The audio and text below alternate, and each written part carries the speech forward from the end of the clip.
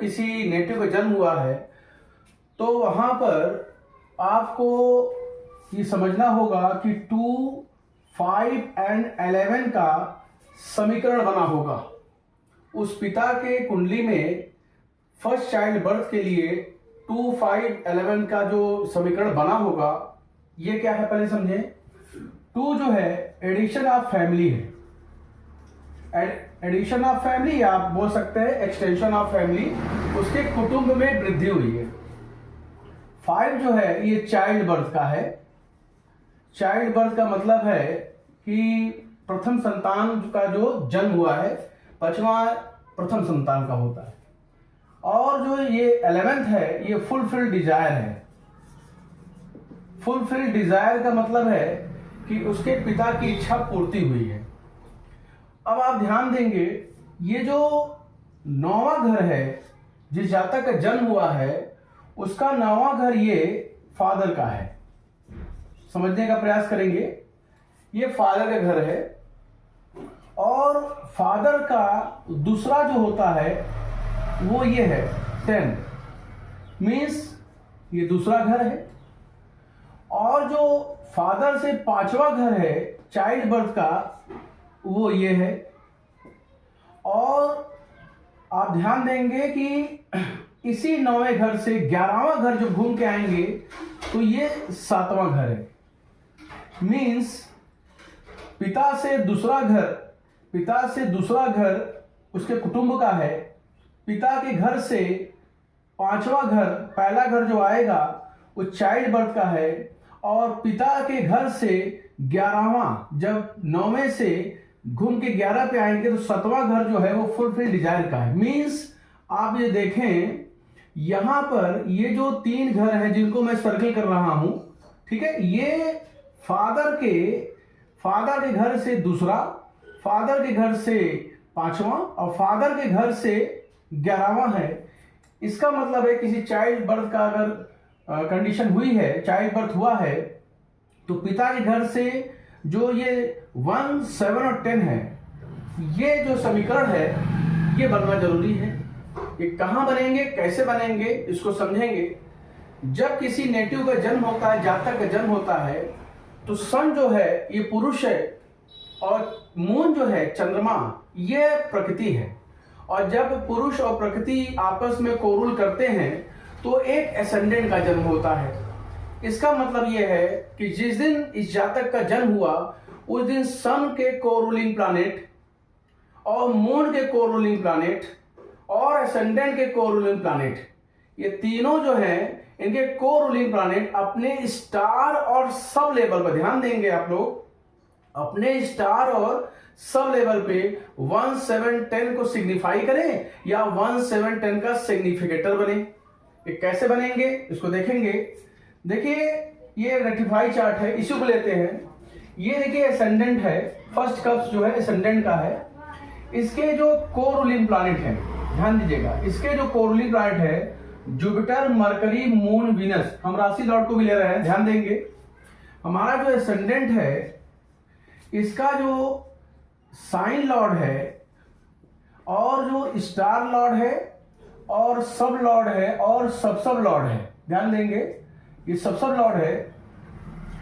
यह प्लैनेट कौन से हैं देखें, एसेंडेंट के कोरूलिंग प्लैनेट है जुपिटर, मरकरी, मून, वीनस। ये Jupiter, Mercury, moon and Venus, ये ध्यान दीजिएगा। एसेंडेंट को ये 4 प्लैनेट कोरूल कर रहे हैं। ये अपने स्टार और सब लेवल पे, ये दोनों चारों जो प्लैनेट हैं अपने स्टार और सब लेवल पे 1, 7, 10 का सिग्निफिकेटर बने या सिग्निफाई करें। इसी तरीके से जो सन है, सन के भी कोरूलिंग प्लैनेट देखिए प्लैनेटरी पोजीशन में आएंगे। सन के कोरूलिंग प्लैनेट है Mercury, moon, Venus, Venus, Mercury, moon, Venus and Venus. और मून के कोरूलिंग प्लैनेट जो है मरकरी, सन, सैटर्न, सैटर्न। ये देखें मून के जो कोरूलिंग प्लैनेट हैं वो कौन से हैं, मरकरी है और सन है और सैटर्न है और सैटर्न है। ये अपने स्टार और सब लेवल के थ्रू 1, 7, 10 में किन्हीं दो में अपीयर होने चाहिए। फिर से देख लें, एसेंडेंट के कोर रूलिंग प्लैनेट है Jupiter, Mercury, moon, Venus. Jupiter, Mercury, moon, Venus. Sun के कोर रूलिंग प्लैनेट है Mercury, moon, Venus, Venus. Mercury, moon, Venus, Venus. और जो मून के कोर रूलिंग प्लैनेट हैं वो है मरकरी, सन, सैटर्न, सैटर्न। मरकरी, सन, Saturn, Saturn. अब आप जरा यहां ध्यान देंगे, जुपिटर को देखते हैं। जुपिटर को आप प्लैनेटरी पोजीशन में देखें। जुपिटर जो है सन स्टार में है, जुपिटर के सन में। तो आप देखें जुपिटर जो है ये जुपिटर के स्टार में है। जुपिटर, सॉरी कुछ गड़बड़ी हुई क्या, हाँ, जुपिटर जो है सन के स्टार जुपिटर के सब में है। सन के स्टार और जुपिटर के सब में है। अब इसको देखिए वेरीफाई कर रहा है कि नहीं कर रहा है। सन और जुपिटर को देखें, आ जाए यहां। देखिए पहले कैसो पोजीशन में जुपिटर आ गया है, यहां 1 लिख लें। और सन को देखें, यहां पर 1, 7, 10 था, तो 7 में देखें, 7 में कहीं सन नहीं आया है। और 10 में देखें, यहां भी आपका सन नहीं आया है। पहले कैसो पोजीशन देखें, सन अपीयर नहीं हुआ। और 7वें में देखें सन है, 7वें में सन है, ध्यान दीजिएगा 7वें में सन है। तो यहाँ 7, 1 का जो रूल है 1, 7, 10 का, उसमें 7, 1 आ गया है। मरकरी को देखें, मरकरी जो है राहु और वीनस है। मरकरी जो है राहु है और जो है वीनस है। राहु अपने साइन लॉर्ड और स्टार का ही फल देगा, मून, वीनस। तो मरकरी जो है मून भी है और मरकरी जो है मरकरी भी है। मीन्स जब राहु को पढ़ेंगे तो राहु, मून, मरकरी में किसी एक को 1, 7, 10 में जाना होगा। तो चलिए 1 में चलते हैं। 1 में देखिए मरकरी आ गया है, ये 1 अपीयर हो गया है, ठीक है। और वीनस जो है देखिए 1 में, यहां 1 में ये भी है, दोनों 1 है। तो हम मून और राहु को भी देख लेते हैं। देखिए मून भी 1 में आ गया है। अब ये सब 1 में ही सिग्निफाई कर रहे हैं। राहु को पकड़ते हैं। देखिए 1 में तो राहु नहीं है, 7 में देखिए राहु नहीं है, और 10 में देखें आप, यहां पे भी राहु नहीं है, लेकिन वीनस है। तो वीनस जो है 7 को भी सिग्निफाई कर रहा है। मीन्स यहां 1 और 7 का जो है रूल वो फॉलो हो गया है। आगे हम लोग मून को देखते हैं। मून जो है सन और सैटर्न है।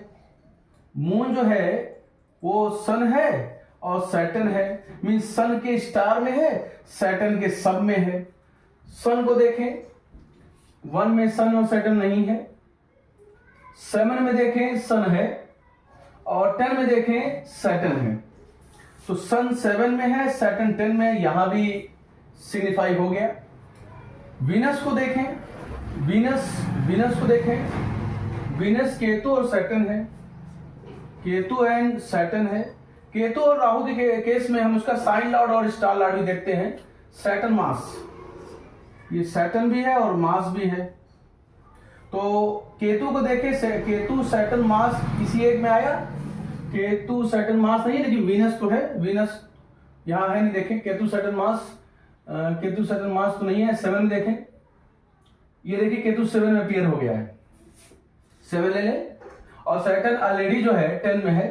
मीन्स आप यहां केवल देख सकते हैं कि मुझे जो है स्टार लेवल और सब लेवल पे 1, 7, 7, 1, 7, 10, 1, 10 किन्हीं दो का, हमें इन तीनों में से 1, 7, 10 में किसी दो को अपीयर करना होगा। यहाँ 7, 1 आ चुका है, यहाँ 1, 7 है, यहाँ 7, 10 है, ये 7, 10 है। तो एसेंडेंट के कोर रूलिंग प्लैनेट इस समीकरण को क्वालिफाई कर जाते हैं। अब सब कोर रूलिंग प्लैनेट देखिए मरकरी है। मरकरी को तो ऑलरेडी हम लोगों ने पढ़ा है, यहाँ पे देखें तो मरकरी को दोबारा पढ़ने की आवश्यकता नहीं है, क्योंकि 1 और 7 का रूल यहाँ लागू हो गया है। मून को भी हम लोगों ने यहाँ पढ़ लिया है, तो दोबारा पढ़ने की आवश्यकता नहीं है, यहाँ 7 और 10 हो चुका है।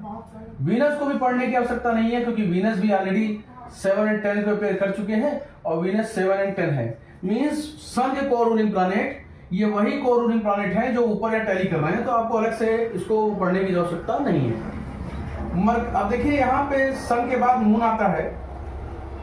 मून किसके साइन में है?